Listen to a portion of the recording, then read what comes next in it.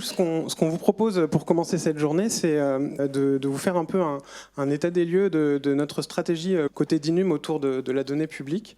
Alors on a voulu que ce moment, ce soit un moment un petit peu aussi opérationnel et concret, que vous compreniez un petit peu les grands chantiers qui nous animent. On va présenter ça à trois voix, avec Vincent Mazalec qui est donc en charge de la circulation des données au sein du pôle data, et Cécile Le Guen qui est administratrice générale déléguée des données. Je vais commencer pour rappeler notre rôle côté d'Inum et puis l'approche qu'on a au niveau des différents chantiers sur la donnée publique. Donc déjà, nos missions, aujourd'hui, les missions de la DINUM sont encadrées dans le cadre d'un décret.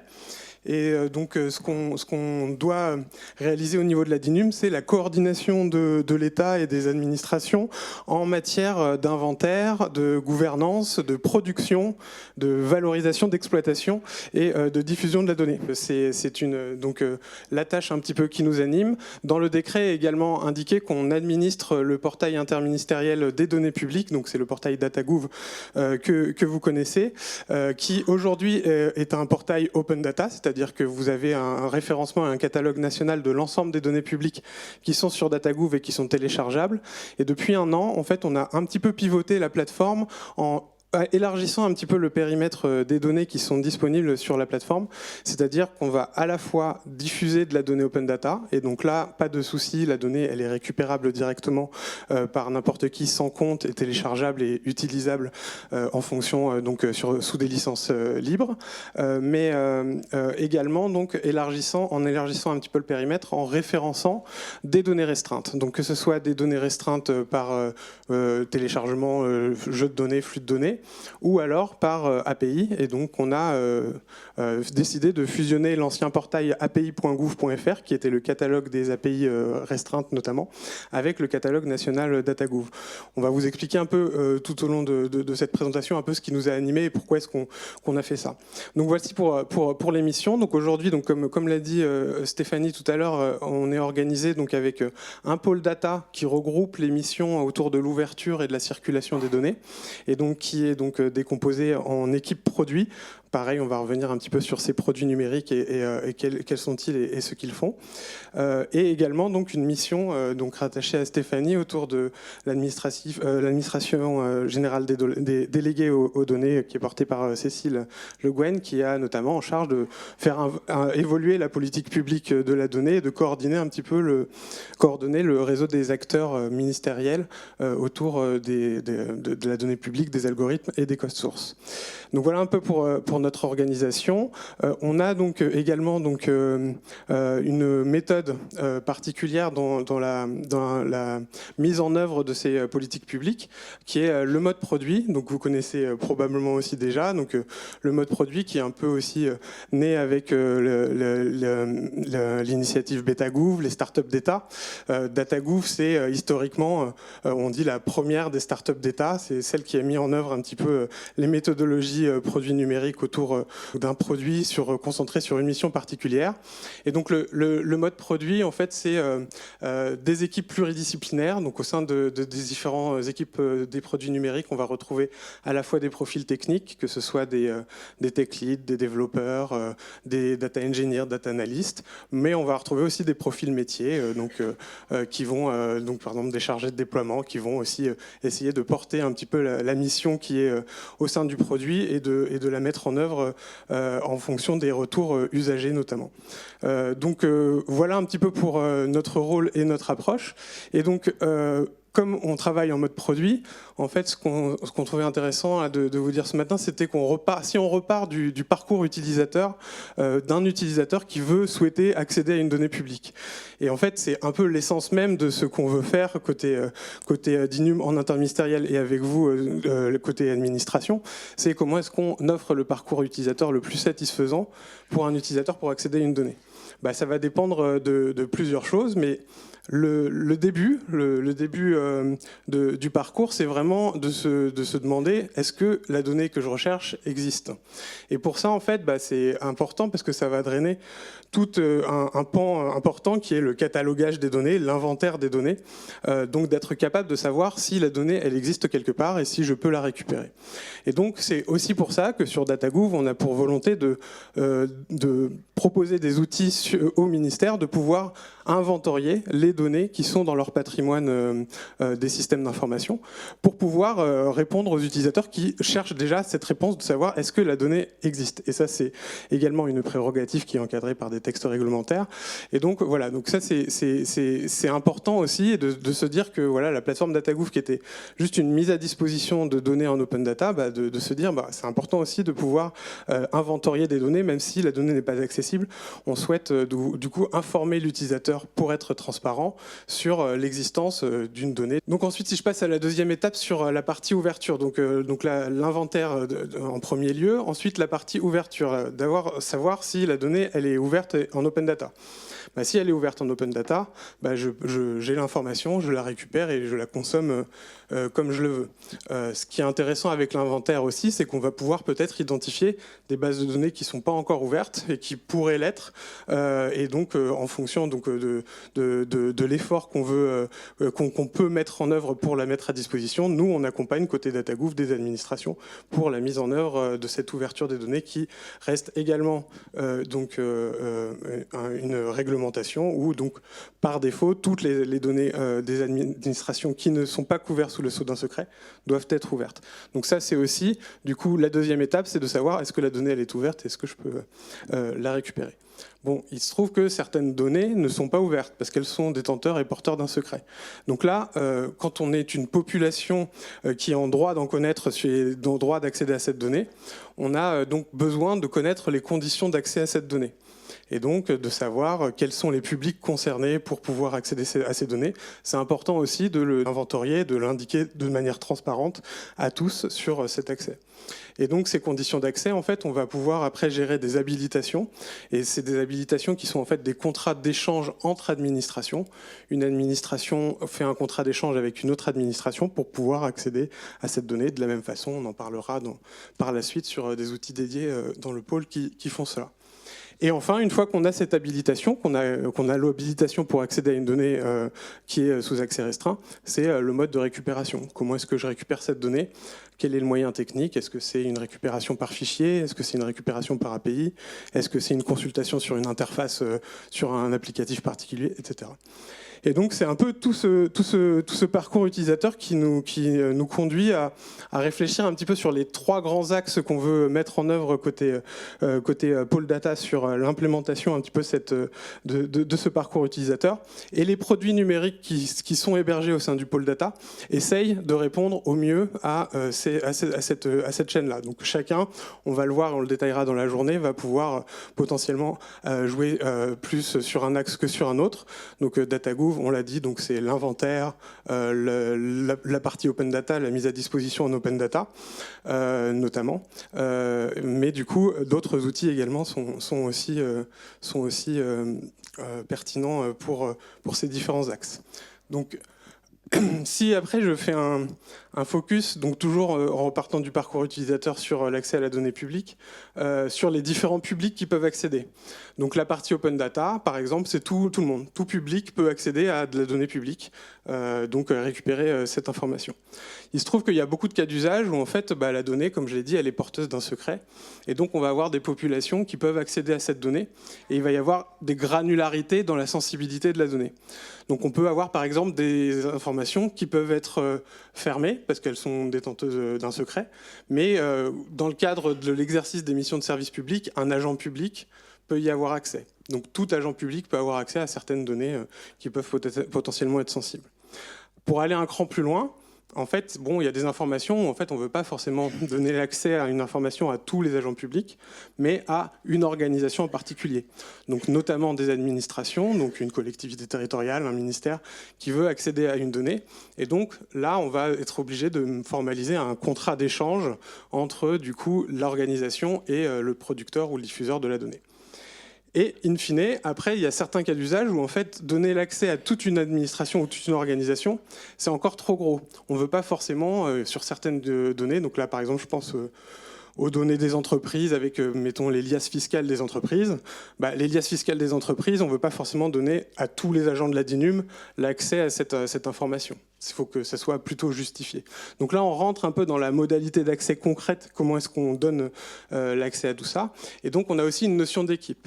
Et donc, de pouvoir descendre en deçà de l'administration et puis de pouvoir gérer des accès en deçà de cette administration à des équipes nommément avec des personnes bien identifiées qui exercent leur mission de service public pour accéder à cette donnée.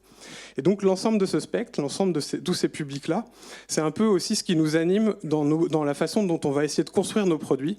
Et on va essayer de construire nos produits pour essayer de répondre à l'ensemble de ces publics. Et donc, on va vous montrer après, avec certains exemples sur certains produits numériques que nous avons dans le pôle, comment on arrive à dresser un petit peu toute cette chaîne et donc délivrer la donnée à chacun selon son droit d'en connaître. C'est-à-dire que si c'est de la donnée open data, lui donner en accès, la donnée pour un agent public, etc., de manière de plus en plus fine. Donc, c'est un petit peu, donc, comme je disais, ce qui nous anime au sein du pôle data, avec l'ensemble donc, des produits que nous opérons. Et donc, c'est aussi pour ça qu'on a voulu regrouper l'ensemble de ces produits numériques au sein d'un même pôle et derrière une même bannière, qui est la bannière DataGouv, qui est la bannière qui est déjà une marque bien identifiée auprès du public. Donc la plateforme, elle est connue, elle est visitée. C'est une plateforme aujourd'hui institutionnelle qui est utilisée tous les jours par des journalistes, des chercheurs, des citoyens, des administrations. Voilà, beaucoup de publics vont aller récupérer de la donnée sur DataGouv. Et donc de s'appuyer sur cette marque bien identifiée pour aussi regrouper d'autres outils qui vont intervenir à différents accès de la chaîne que je vous ai présentée tout à l'heure.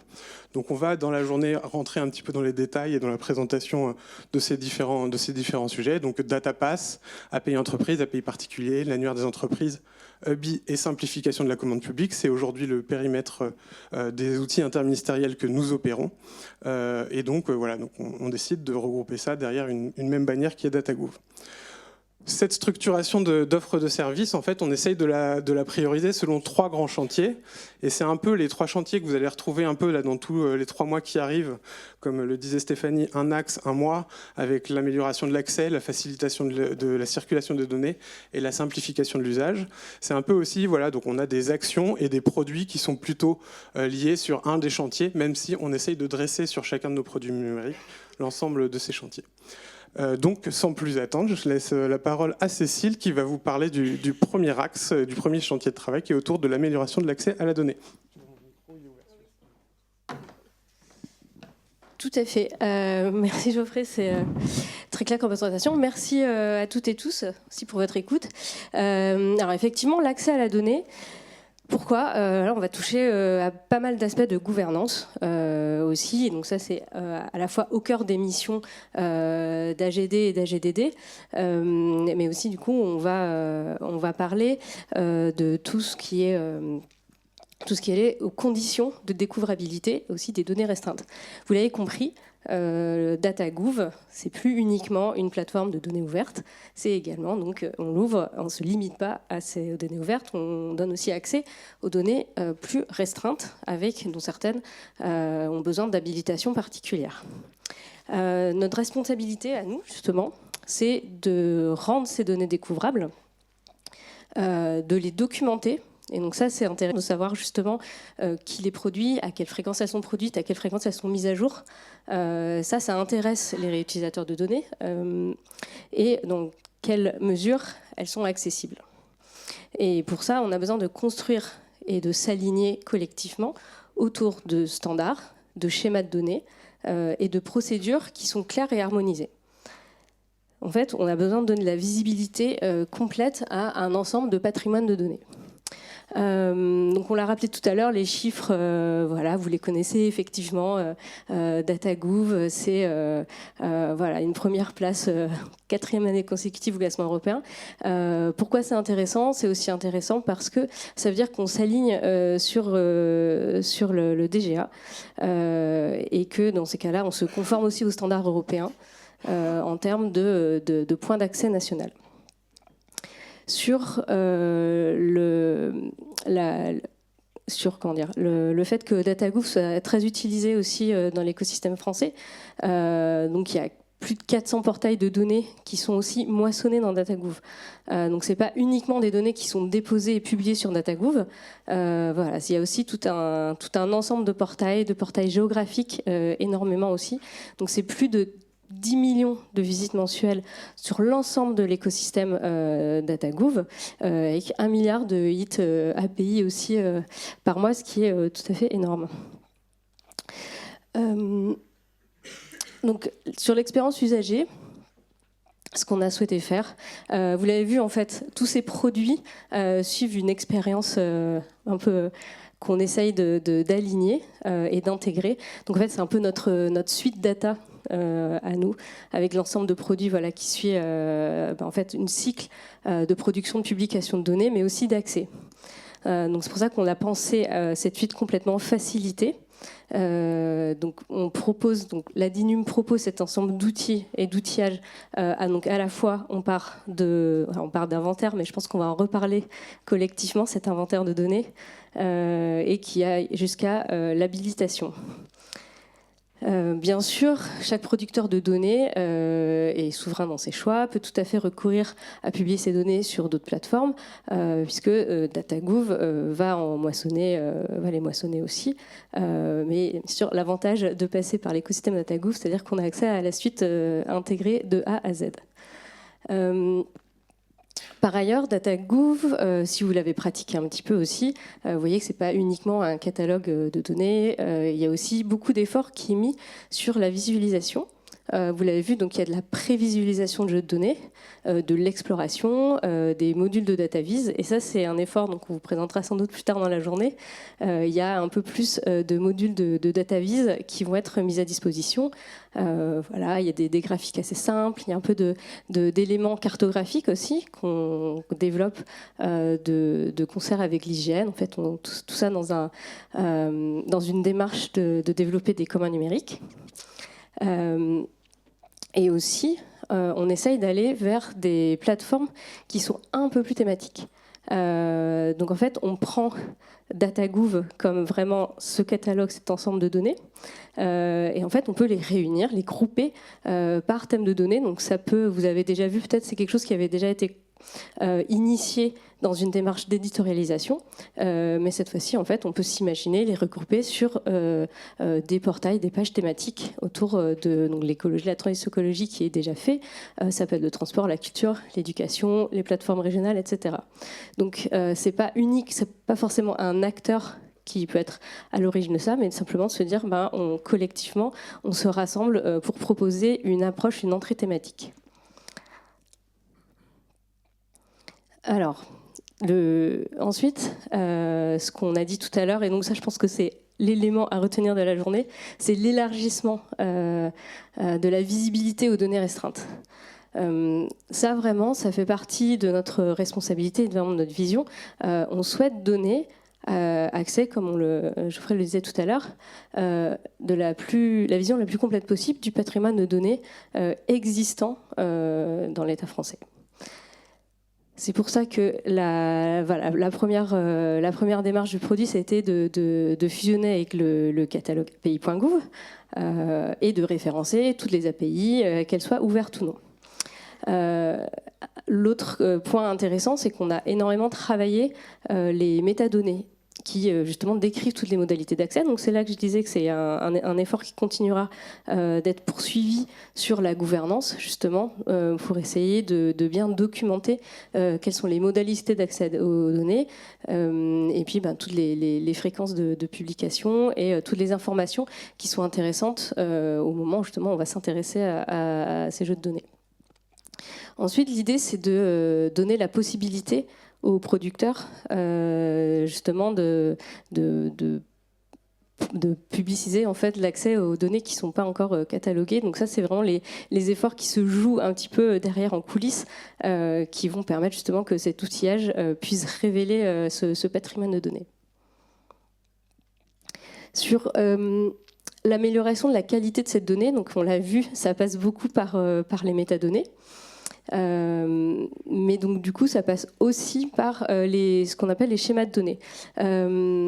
Cette nouvelle stratégie de produit, elle s'inscrit aussi dans l'idée de mieux standardiser, donc d'industrialiser finalement toute cette production de données et cette visibilité qui est donnée.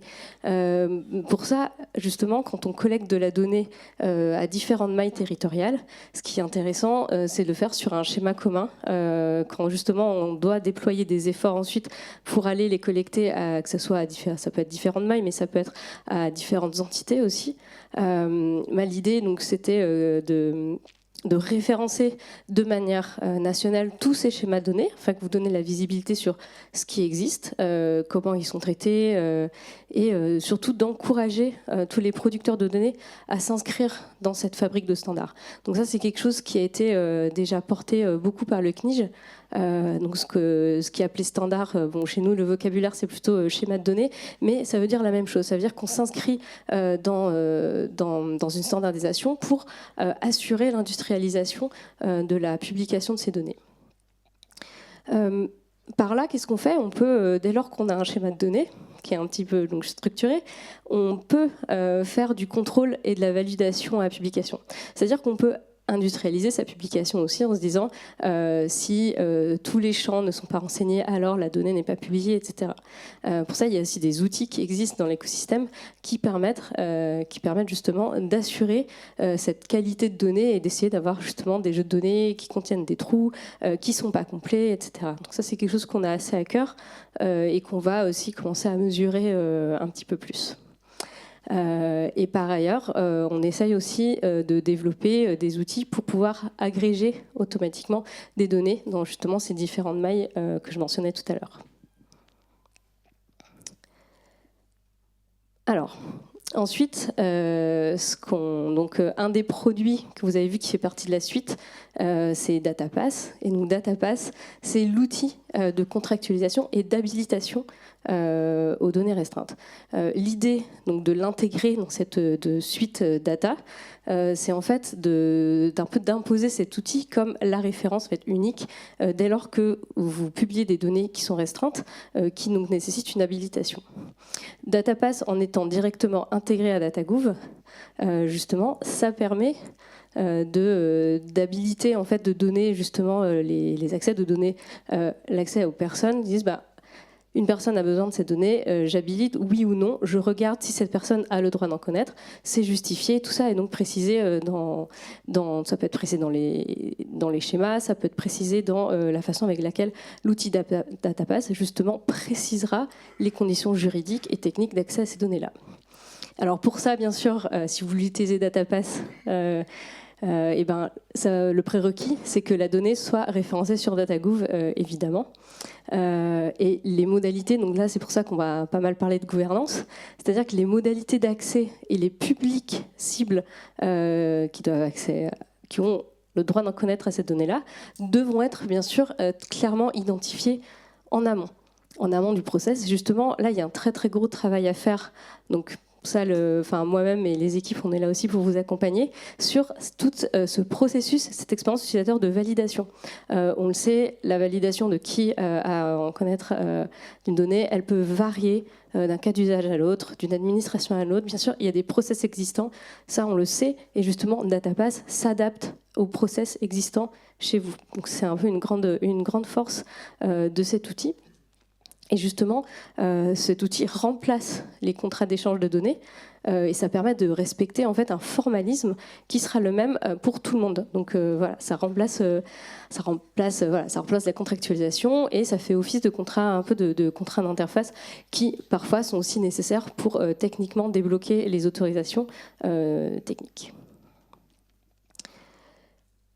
Du coup, pour concrétiser un petit peu, donc en reprenant un petit peu le slide que je vous ai présenté tout à l'heure avec l'ensemble de ces produits et pour un peu concrétiser un petit peu avec une annonce de ce qu'on fait sur nos différents produits, sur comment est-ce qu'on arrive à traiter sur un produit numérique l'ensemble de cette chaîne avec l'ensemble de ces différents profils. Du coup, aujourd'hui, pour traiter donc l'accès ouvert, on n'a pas besoin d'authentification d'une personne. Toute la donnée, elle est directement récupérable et téléchargeable en open data ou consommables par API. Par contre, aujourd'hui, donc on a la chance d'avoir des briques interministérielles qui permettent donc de authentifier et identifier des professionnels. Donc on a une brique qui s'appelle ProConnect. Cette brique, en fait, elle permet donc déjà de s'authentifier, donc de par exemple être capable de savoir si un utilisateur qui se connecte sur un applicatif, il est un agent public ou alors il vient d'une administration ou il vient d'une entreprise particulière. En fait, avec cette authentification est porté le numéro SIRET de son entreprise. Et donc déjà, cette information, c'est super utile parce que derrière, en fait, quand on est capable donc de savoir l'utilisateur vient de quelle organisation, on est capable de lui afficher une donnée particulière si on se dit, par exemple, le SIRET de telle administration, je suis OK pour diffuser cette donnée, donc je la diffuse. Quand on est sur de la donnée un petit peu plus sensible, comme l'a présenté Cécile, on est obligé de passer par de la contractualisation entre administrations, par exemple. Et donc, on va avoir une administration qui contractualise via un datapass la diffusion de cette donnée pour l'administration. Donc déjà, on a une chaîne qui est assez intéressante. Par contre, ce qui nous manquait et ce qui nous manque aujourd'hui encore, c'est aller un peu plus loin. Et donc, c'est la gestion d'équipe, c'est-à-dire de pouvoir définir en deçà de l'administration comment est-ce que je donne accès à une personne ou un groupe de personnes qui réalisent une mission de service public. Ça, c'était un irritant qui était fort sur un de nos produits, qui est le produit l'annuaire des entreprises. Donc, sur l'annuaire des entreprises, qui vous sera présenté par Ajar tout à l'heure, sur l'annuaire des entreprises, qui est un outil grand public qui met à disposition des données open data et non open data sur les données des entreprises. Aujourd'hui, on était capable de traiter un bout de la chaîne, mais pas jusqu'au bout, parce que du coup, la gestion d'équipe, en fait, on n'avait pas de briques.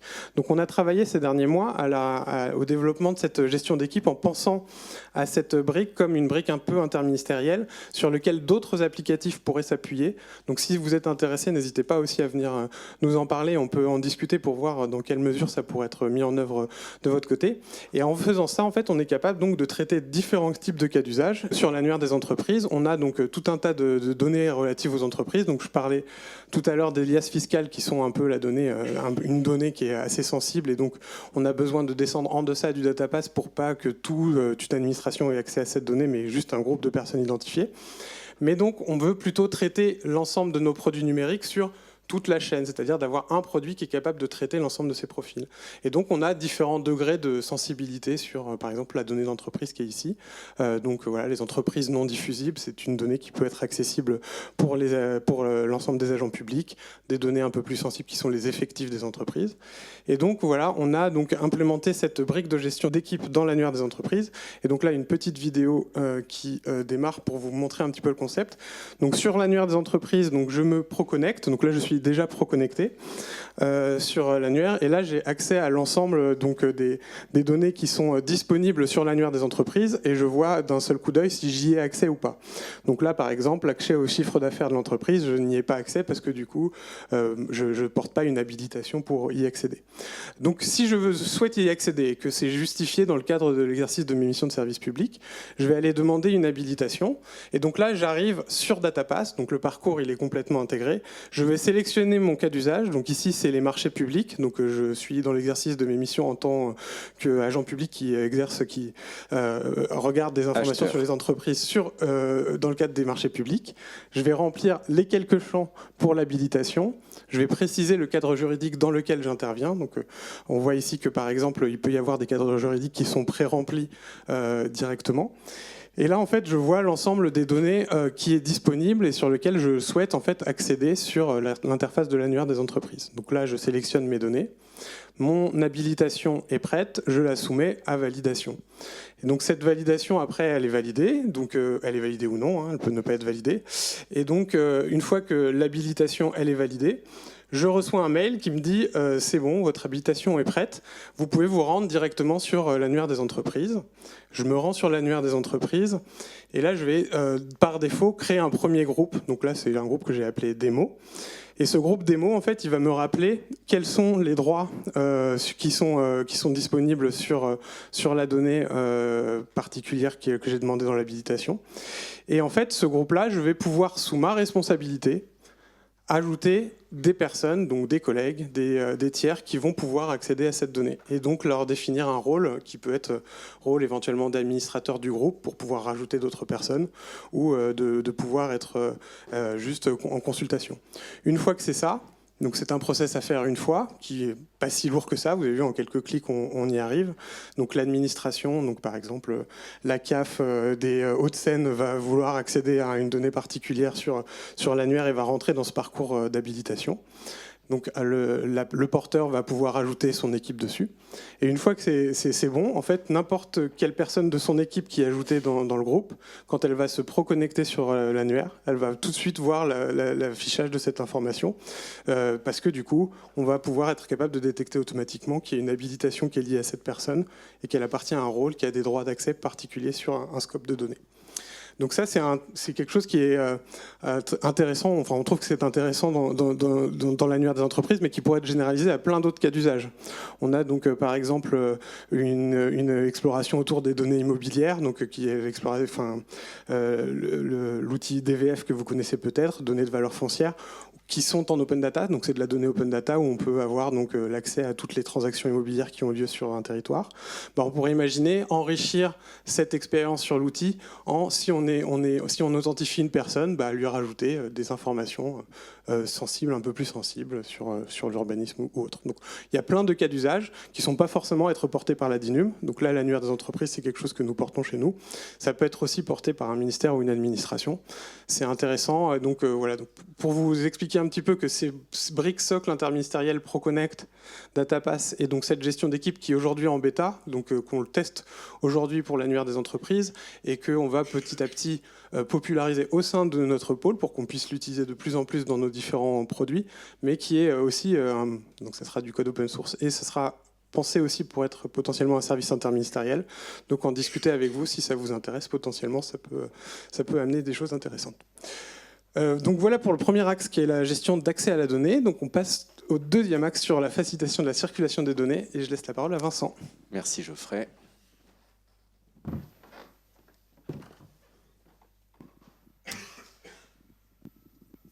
Donc la circulation de la donnée, elle vise l'objectif du dites-le nous une fois.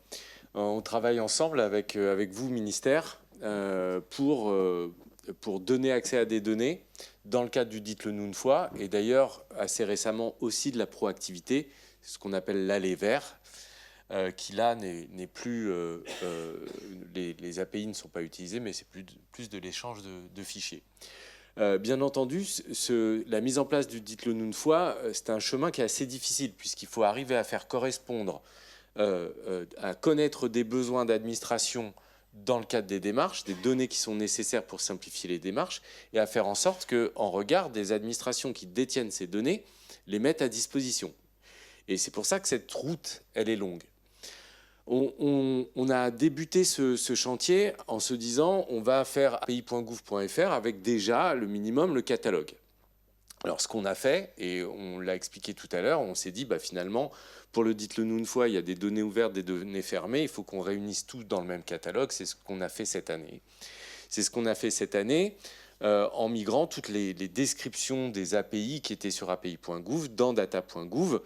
Et j'y viendrai après pour vous montrer que dans ce catalogue, il y avait une autre partie et qu'on est en train de migrer. Et je ferai une annonce tout à l'heure pour expliquer ce qu'il manque à data.gouv pour qu'on ait toute l'information qui soit d'api.gouv.fr qui soit migrée dans data.gouv.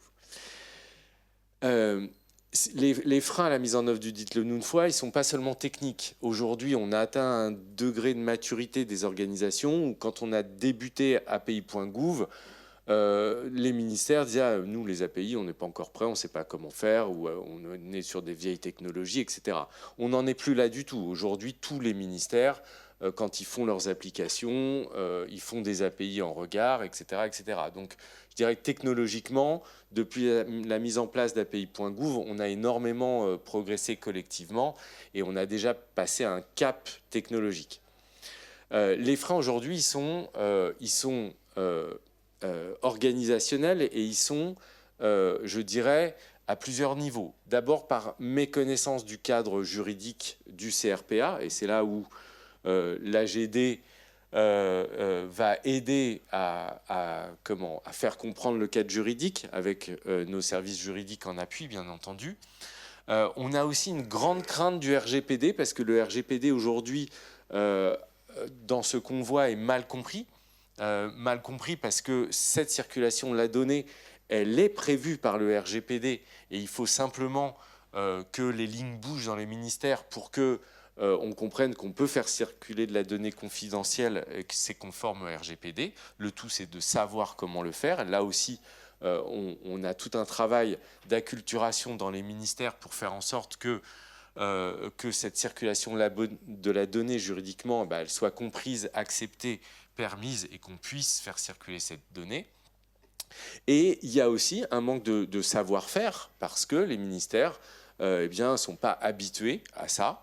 Et donc, là aussi, on est un service support pour accompagner les ministères dans ce savoir-faire. Et j'expliquerai finalement notre offre de service pour faire circuler cette donnée au sein des administrations.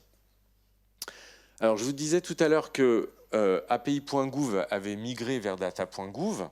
Et donc, certes, on a migré les fiches descriptives des API. Simplement, sur API.gouv, on avait une partie qui s'appelait des guides et qui étaient en fait les cas d'usage d'utilisation de la donnée. On prenait un cas d'usage, le portail famille des communes, qui est le premier cas d'usage sur lequel on a travaillé sur les données des particuliers, et on faisait une description du cadre juridique. On expliquait finalement simplement au DGS de la mairie de Montreuil, qu'est-ce que c'était, comment est-ce qu'il pouvait mettre en œuvre le dites-le nous une fois au sein de sa commune. Avec une particularité, c'est que le DGS de la mairie de Montreuil, lui, il a besoin de savoir quels outils il peut utiliser pour le faire. Alors certes, il y a un API particulier, les données, etc. Mais derrière, lui, il a des prestataires qui interviennent. Et donc, on faisait une liste des prestataires qui lui permettaient de le faire. Ces cas d'usage, qui étaient en fait le prémisse de ce que moi j'appelle le marketplace des API, pour utiliser un terme anglo-saxon, c'est-à-dire qu'on a besoin de vulgariser l'accès à la donnée, mais on a besoin de le vulgariser pour des gens qui ne sont absolument pas techniques, au sein de nos ministères, mais aussi au sein des administrations, des 3 fonctions publiques. Et cette entrée, non pas par la donnée, mais par l'usage qui va être fait de la donnée, il est essentiel si on veut arriver à nos fins, parce que dans la manière de fonctionner de nos administrations, c'est pas des techos qui vont prendre la décision de faire de dites-le nous une fois. Ce sont des décideurs au niveau des administrations centrales, au niveau des collectivités ou de la fonction publique territoriale. Du coup, qu'est-ce qu'on a fait? On s'est dit, on va utiliser les fonctionnalités du Data Front Kit de data.gouv pour faire un portail thématique. Et la thématique de ce portail, c'est la simplification des démarches. Mise en œuvre du dites-le nous une fois. Du coup, je peux retrouver mon cas d'usage que j'avais sur API.gouv avec la tarification sociale municipale. Je vais retrouver ici, du coup, l'objectif du dites-le nous une fois qui est à atteindre, le cadre juridique, le contexte d'utilisation de ces données, les outils qui peuvent être utilisés, alors sans développement ni budget, puisqu'on a développé, nous, un petit outil qui permet de faire du dites-le nous une fois, mais le bouquet de données API particulier, mais on va aussi retrouver des données d'autres ministères, notamment le ministère des Finances qui va diffuser des données aussi utiles à ce cas d'usage. Et on va retrouver les prestataires qui utilisent aujourd'hui les logiciels qui permettent d'utiliser cette donnée. Alors non seulement on va retrouver des logiciels publics, on va retrouver des logiciels privés, mais dans ces logiciels privés, on va indiquer, je vais l'illustrer par la suite, on va retrouver quelles sont les données qui sont utilisées par ce logiciel privé. Donc là, on a un cas d'usage où finalement on a une donnée utilisable pour faire du dites-le nous une fois, mais quand on reprend le cas d'usage commande publique qui a été montré d'ailleurs tout à l'heure dans le cadre d'un autre outil de l'annuaire des entreprises, eh bien, on va retrouver notre cadre juridique, etc., etc. Et on va retrouver pour chaque logiciel utilisable par les collectivités ou par l'État pour traiter de cette démarche, eh bien, on va retrouver l'ensemble des données qui sont intégrées par le logiciel. Ce qui veut dire qu'un acteur public va pouvoir comparer entre deux logiciels le nombre d'API intégrés et pouvoir juger du niveau d'intégration du dites-le nous une fois dans le logiciel. Et tous les éditeurs, qu'ils soient privés ou publics, vont pouvoir s'inscrire sur cette plateforme. Donc là, je montre la liste des données qui sont utiles à ce cas d'usage, et je rentre sur un éditeur, et là, je vais avoir la liste des données intégrées par cet éditeur. Du coup, on lance ce site en version bêta.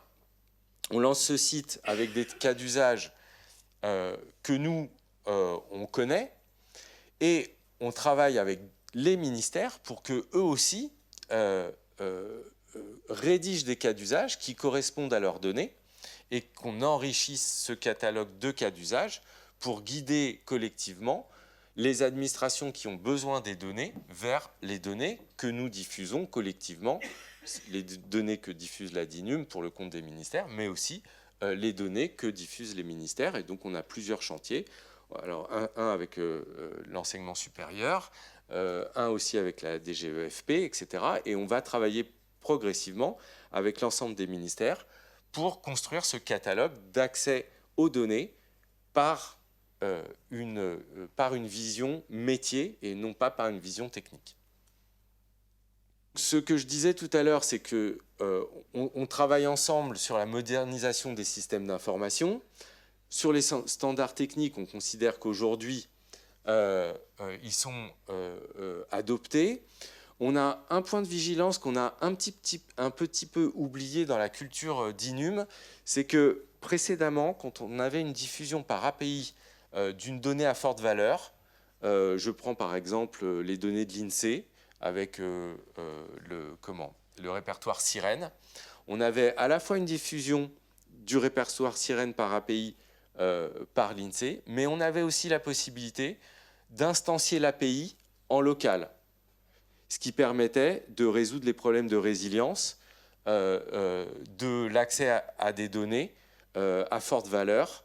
Et ça, on va repousser ce sujet au sein des ministères parce que c'est une bonne pratique qu'on a un petit peu oubliée au fil du temps et ce qui permettrait sur les données open data, parce que ça, c'est pas possible sur les données en accès restreint, remettre ce sujet sur la table pour pallier, parce qu'aujourd'hui, quand l'INSEE tombe sur le répertoire Sirène, toutes les administrations sont impactées de manière assez forte.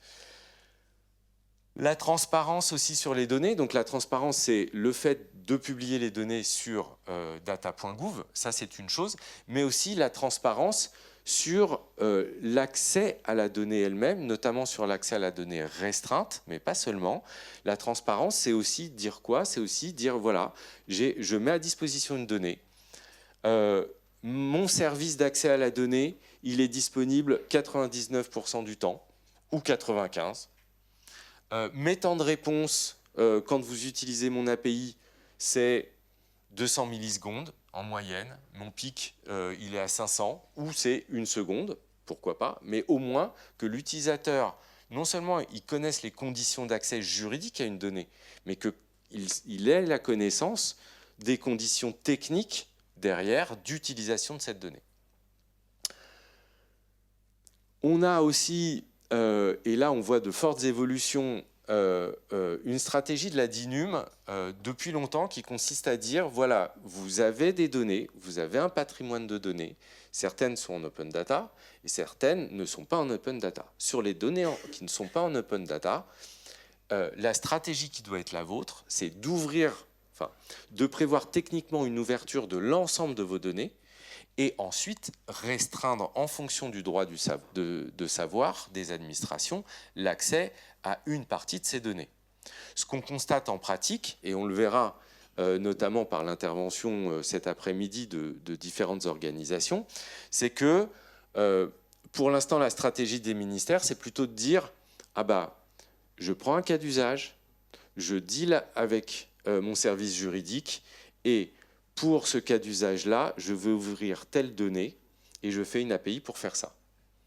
Alors vous comprendrez bien qu'à l'échelle de l'ensemble des données des administrations, la mise en place du dites-le nous une fois complète, si on procède de cette manière-là, on ne va pas y arriver avant 2058. Alors que certaines organisations ont mieux compris ça, j'en discutais tout à l'heure avec Pôle emploi, France Travail, j'y arriverai jamais, avec France Travail, qui me disait « Ah, c'est bon, nous, on a repensé notre APIfication et effectivement, on a ouvert l'ensemble du catalogue des données et derrière, on va voir ensemble comment vous allez avoir accès pour ces cas d'usage à l'ensemble des données. » Mais leur offre, France Travail, l'offre de France Travail, c'est l'ensemble des données de leur catalogue, by design. Donc, on voit que les lignes bougent, mais qu'on est encore sur de fortes réticences, mais qui sont liées aussi à ce patrimoine juridique et à ces habitudes d'encadrement de l'ouverture des données par des décrets, listes qui disent bah voilà, telle administration a droit à ma donnée, etc. Et non pas de prendre l'autre côté des choses, qui est de dire by design, l'ensemble des administrations, en fonction de leur droit d'en savoir, ont accès aux données. Donc on est encore, là on sent une bascule, mais qui s'effectue doucement dans la manière dont on appréhende la circulation des données fermées. Donc l'offre qu'on porte collectivement à la DINUM, c'est effectivement DataGouv pour le catalogage des données restreintes, etc. J'y reviens pas. Ensuite, pour les données fermées, un outil de contractualisation qu'on souhaite être un outil utilisé par l'ensemble des administrations pour donner accès aux données. Et ensuite, on a des produits qui permettent de diffuser des données, notamment API entreprise, API particulier. Et ces produits, autant sur DataGouv, on dit toutes les données doivent être référencées ou publiées sur DataGouv. Et là, on a une ligne claire là-dessus, tout doit passer par là. Sauf que sur API entreprise, API particulier, on n'a pas du tout la même stratégie. On ne souhaite pas que l'ensemble des ministères passent par API particulier, API entreprise pour diffuser leurs données. Sinon, il nous faudrait une équipe de 153 personnes. Par contre, là où on va intervenir, nous, c'est sur des cas d'usage qui nécessitent l'utilisation de données qui sont interministérielles. Et c'est là notre plus-value, et c'est pour ça qu'on est interministériel, et c'est pour ça qu'on intervient sur API entreprise, API particulier. La dématérialisation, la simplification des marchés publics aujourd'hui ne serait pas possible sans l'API entreprise. Vous avez 25 sources de données nécessaires à la dématérialisation, enfin à la simplification de la commande publique. Et on se rend bien compte qu'un acteur, on a 25 000 acheteurs publics en France, 25 000 acheteurs publics en France ne vont pas aller frapper à la porte de 25 administrations pour obtenir des données. Donc c'est là où on restreint des cas d'usage que nous allons traiter et on enrichit progressivement le catalogue des cas d'usage que l'on couvre et en dialoguant avec les ministères ou avec certaines organisations, eh bien, France Travail, par exemple, nous dit, bah voilà, nous, les centres communaux d'action sociale, ce déploiement-là, on va vous le laisser couvrir parce qu'il fait intervenir plus de données que les nôtres. Et donc, intelligemment, on va se mettre d'accord sur les périmètres de couverture de la distribution de la donnée au sein des administrations. Alors, quelle est finalement notre offre de service dans cette circulation de la donnée? D'abord, et on l'évoquait tout à l'heure à l'occasion de data.gouv, c'est recueillir les besoins. On est un des points d'entrée du recueil des besoins des administrations. On n'est pas le seul. Ça pose la question de l'organisation collective du recueil des besoins des données, parce que l'ADSS est en train de travailler sur un portail unique de recueil des besoins de données. La DGFiP travaille sur le même sujet. Et nous, on a un portail national qui permet aussi de recueillir des besoins. Simplement, on n'a pas encore d'outils réels pour centraliser ces besoins. Donc nous, on le fait de manière... on le fait grâce à la visibilité qu'on a sur les bouquets de données et à la visibilité qu'on a tout court, mais il va falloir organiser ce recueil de données. En tout cas, on le fait, on a interagi avec vous en disant, pour tel cas d'usage que moi je traite, j'ai besoin de telles données. Ça, c'est le premier point. Ensuite, on a des administrations qui ont fait des API et qui nous confient la diffusion. Et dans le cadre de cette diffusion, eh bien, on les aide à minimiser la donnée aussi, parce qu'elles ne savent pas forcément le faire techniquement. Donc, on va nous prendre une donnée, toute la donnée, et ne diffuser à nos consommateurs que la donnée auquel ils ont droit. Ça, c'est un lien entre nos API particuliers entreprises et DataPass qui permet au départ d'attribuer ou non le droit à une donnée. Valider juridiquement la donnée, effectivement, on le fait pour nos bouquets, les données qui sont intégrées à nos bouquets, et du coup, on le fait pour le compte des autres ministères, on contractualise avec eux en disant, voilà, nous, juridiquement, on a un service qui sait dire si une donnée ou non peut être délivrée à une administration.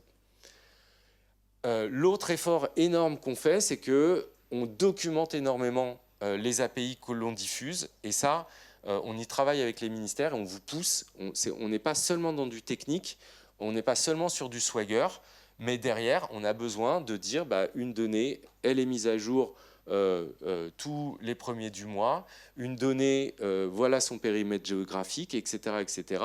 Et on fait un énorme effort de vulgarisation et de documentation de la donnée dans l'exposition qu'on fait des API.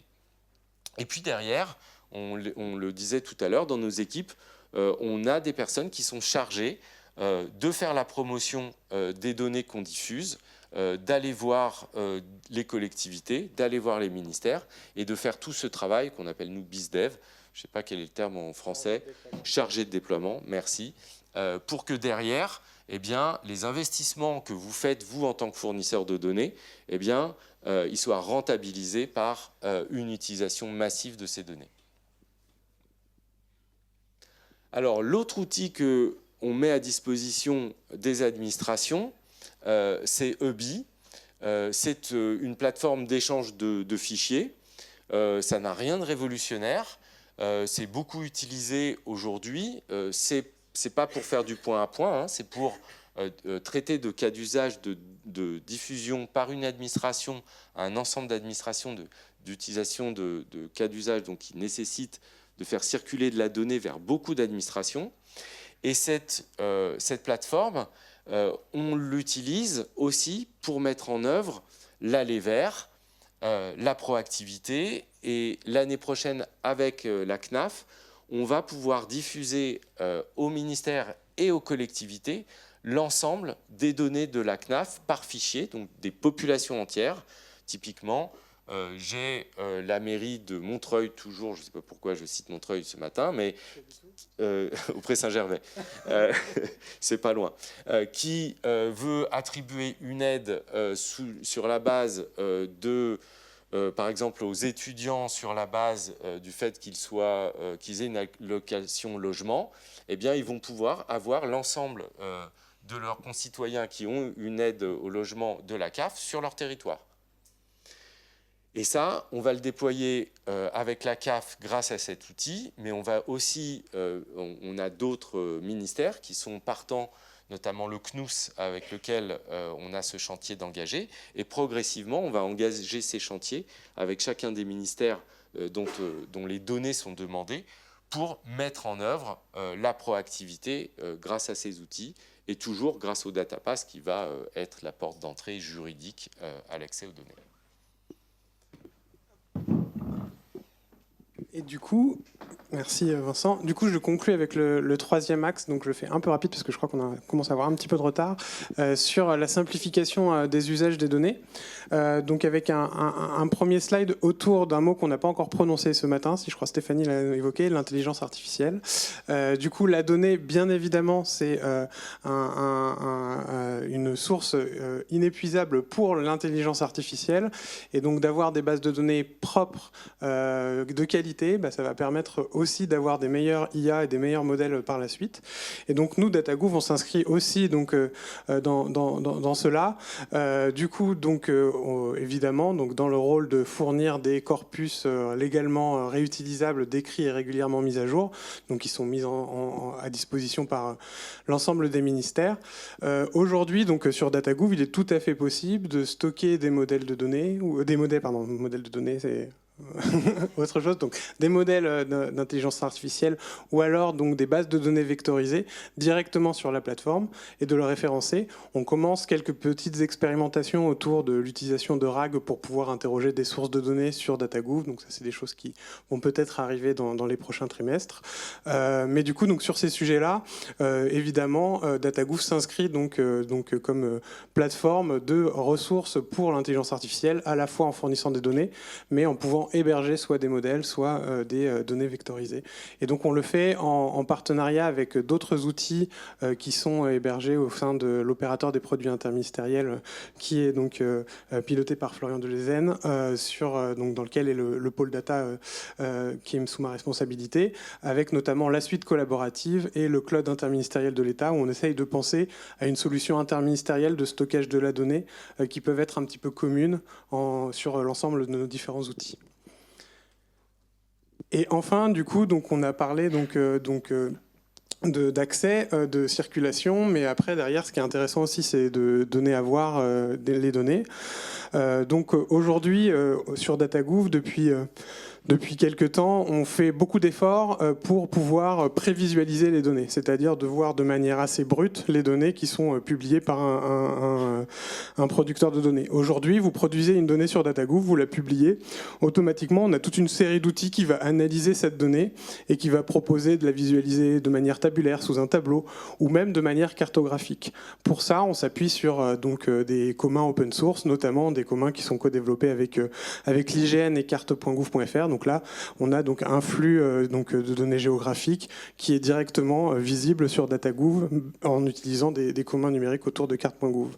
Mais du coup, on souhaite quand même aller plus loin et donc d'aller un petit peu plus loin. Donc là, on est sur vraiment de la prévisualisation brute en passant à un stade d'au-dessus qui est celui de la data visualisation.